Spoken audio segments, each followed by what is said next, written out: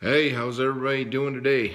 I've got a 2017 F-250 that I'm going to install an airlift Wirelessone air compressor on board. I put the airbags in about 6 months ago, and I'm just pretty much sick of having to put air in and out of them every time I hook a trailer up and this, that, and the other thing. So I got the kit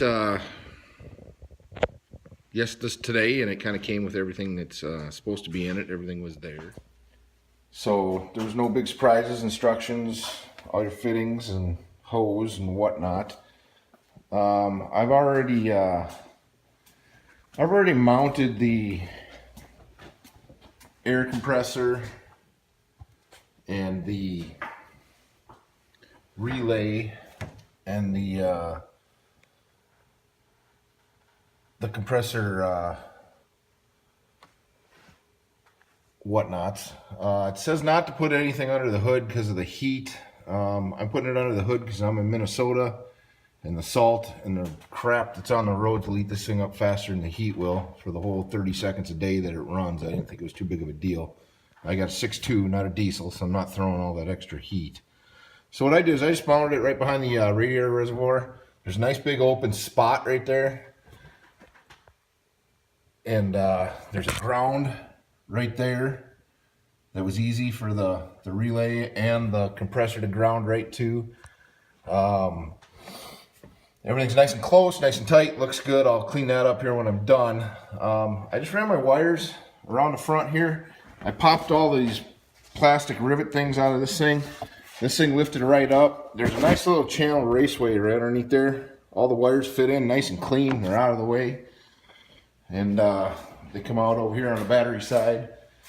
I'm gonna tie that to the battery there in a minute. I'll show you that when that's all done. And then in my fuse panel, I went with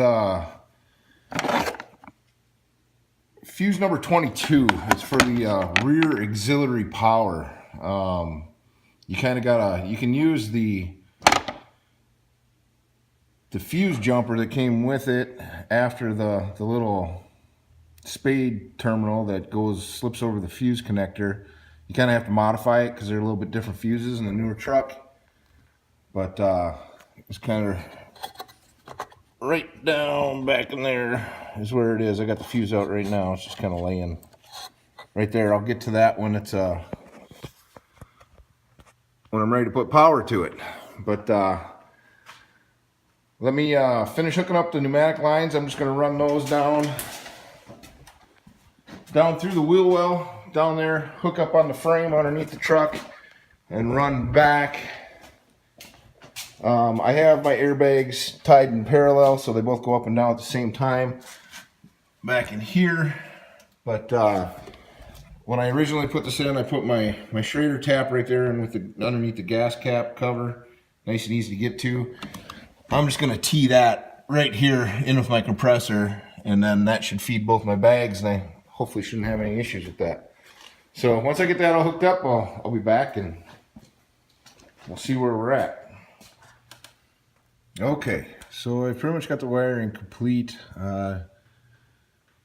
We used a little adapter. We tied into fuse 22 there, come up the side. I had to modify the cover just a little bit so the wire wouldn't get pinched. I just took a little razor blade and made a ever so small notch in there.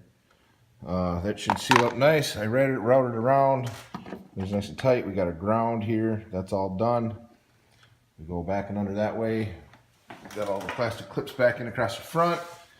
Come back out over here. We come up in through the fender there. We got our module there. All the wiring's nice and clean. We're all tucked up in there, zip tied. Relay's grounded. Compressor's grounded. The whole system's grounded. So I'll move on to the piping and we'll go from there. Okay, so I'm done in pneumatic tubing here. Like I said, I already had my bags pre-installed. Did that about 6 months ago, whatever. They were pretty good, but I was sick of messing around every time I was throwing a load on the truck. So I just came back and I teed into my existing tubing, and from the under the hood where I mounted the compressor, I just followed the wiring harness down the frame rail all the way up. It was pretty easy, pretty clear shot, up and out of the way. Everything's pretty well done there.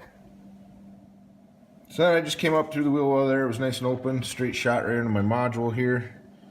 Nice little service loop there out of the module.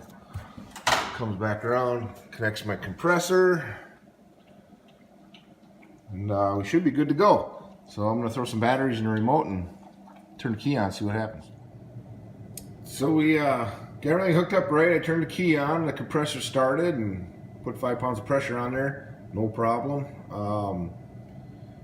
I turn it up and it seems to go up, doesn't have any issues, comes back down. It's a little louder than I thought it was going to be, but we'll see what it looks like when we got the hood. Here, I'll run it up to 25 pounds and see what it does.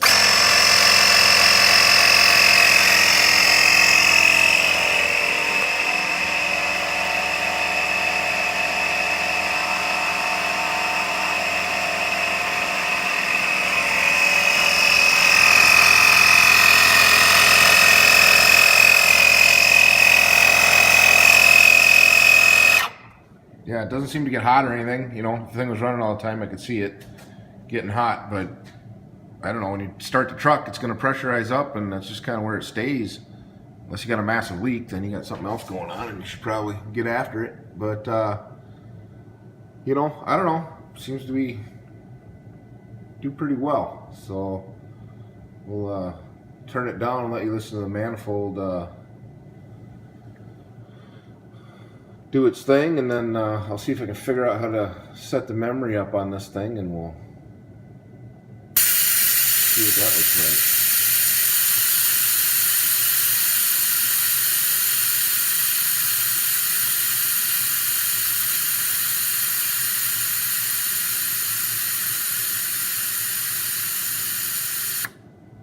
That's it. Pretty cool. Alright, so there we are, the new Airlift Ultimate airbags and Wirelessone compressor. There we are, sitting level, 5 pounds, and pretty simple install. Took me about an hour and a half, but I was kind of futzing around and whatnot, and works out slick. So I got the memory set, so we'll run her up to, I got the first one set at 5, I got the second one set at 20.